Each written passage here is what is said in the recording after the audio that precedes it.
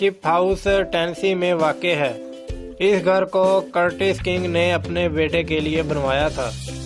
इस घर को बनवाने के लिए $2,50,000 का खर्चा आया था।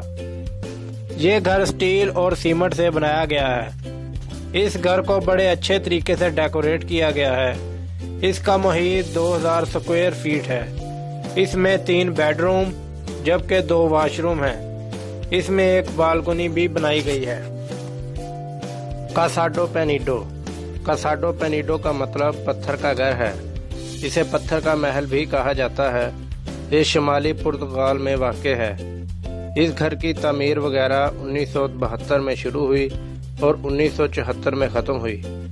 इस घर का मालिक यहाँ छुट्टियाँ एंजॉय करने के लिए आता है। इस घर में बिजली की सहूलत मौजूद नहीं है, जो कि इस घर के डिज़ाइन और इर्द गिर्द के माहौल की वजह से है।